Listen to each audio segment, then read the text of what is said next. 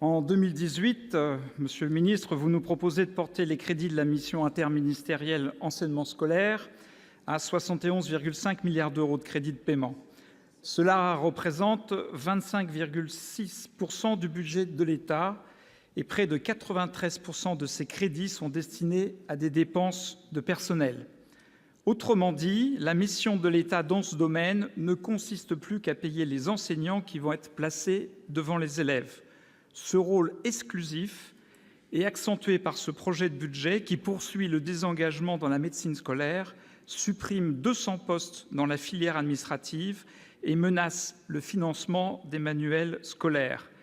Il faut donc garder à l'esprit que tout le reste est à la charge des collectivités. Il eût été intéressant d'évaluer, pour mémoire, toutes leurs dépenses pour assurer le service public de l'éducation nationale, tant en fonctionnement qu'en investissement. Cela comprend notamment l'entretien et la gestion des bâtiments, mais aussi, par exemple, la restauration ou le transport scolaire. Pour tout cela, il n'y a plus d'égalité de traitement entre les familles et les disparités entre les collectivités sont très importantes. J'en donne un seul exemple. Il n'y a pas de ramassage scolaire dans les départements très urbains de la métropole parisienne, alors que cette dépense peut être considérable dans les départements ruraux. Elle représente aujourd'hui plus de 3 milliards d'euros et de nombreuses collectivités ont décidé d'en faire supporter aujourd'hui une partie du coût aux familles. Ayons conscience ensemble que l'accès au service public de l'éducation nationale est de moins en moins gratuit et de plus en plus territorialement inégalitaire. Le budget de la mission augmenterait de 1,5 milliard d'euros, ce qui représenterait une hausse de 2,2 % en euros courants, qui doit être rapprochée de l'inflation et surtout de l'évolution positive de la démographie. Cette hausse concerne essentiellement les dépenses du titre 2, c'est-à-dire tout ce qui concerne la masse salariale. La loi de programmation des finances publiques prévoit un net ralentissement de cette augmentation pour les années à venir. Disons-le avec force, après les tentatives de rattrapage du gouvernement précédent, l'actuel gouvernement organise une nouvelle diminution des emplois d'enseignants à partir de 2019, ce dont se félicite votre rapporteur spécial, M. Longuet. Le projet de budget pour l'année 2018 n'est donc qu'une parenthèse de stabilité dans un processus de décroissance à venir. J'utilise à dessein le mot de stabilité, car l'examen attentif du projet de budget fait clairement apparaître que l'essentiel de la hausse acceptée pour 2018 concerne des mesures liées à l'augmentation de la masse salariale entre 2012 et 2016. Elle résulte de la création d'environ 35 500 nouveaux postes sur les 55 000 qui étaient prévus par la loi dite d'orientation et de programmation pour la refondation de l'école de la République. Autrement dit, il n'y a plus de création nette d'emplois à espérer pour 2018 et les années suivantes. Les dispositifs nouveaux devront être organisés par le biais de redéploiements de postes. Ainsi, l'effort indéniable apporté à l'enseignement primaire est réalisé uniquement grâce à la suppression d'à peu près 2600 postes dans le secondaire et de 2100 postes d'enseignants stagiaires.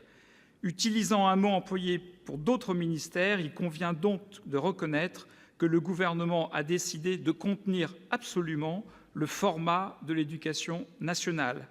C'est d'ailleurs le constat de votre rapporteur spécial qui observe, je le cite, « La logique quantitative poursuivie sous le précédent quinquennat semble avoir été abandonnée par l'actuel gouvernement au profit d'une gestion plus raisonnée des effectifs. » Il faut entendre par cette délicieuse formule qu'il n'y aura plus de création de postes et qu'il faudra faire autant ou plus avec moins. Nous entrons donc de nouveau dans une période de gestion de la pénurie et les neurosciences ne vous seront, monsieur le ministre, d'aucune utilité pour mettre devant les élèves des enseignants que vous n'aurez plus. Et c'est bien tout le paradoxe de votre projet de budget que de considérer, avec raison, qu'il existe un lien fort entre le nombre d'élèves par classe et leurs résultats scolaires, de dédoubler en conséquence les classes de CP des réseaux d'éducation prioritaire renforcés et, dans le même temps, de faire porter l'essentiel de la charge de ces mesures nouvelles en augmentant le nombre d'élèves par classe dans les collèges et dans les lycées. Cette politique de transfert est d'autant plus préoccupante qu'il est prévu l'arrivée de 30 000 élèves supplémentaires dans les collèges et que de nombreuses classes de lycée ont aujourd'hui, dans certaines académies, des effectifs supérieurs à 35 élèves. Par ailleurs, on peut légitimement s'interroger sur votre capacité à mettre en œuvre vos nouveaux dispositifs d'accompagnement des élèves dans un cadre d'emploi aussi contraint et avec la disparition des emplois aidés. Le risque est sans conteste d'assister de nouveau à une dégradation majeure des conditions d'enseignement. Ce n'est pas une bonne chose pour l'éducation nationale qui doit affronter une grave crise de vocation. Dois-je rappeler qu'à l'issue du concours pour le CAPES de 2017, 374 postes n'ont pas été pourvus pour l'enseignement des mathématiques, 343 pour celui de l'anglais, 220 pour celui de l'allemand.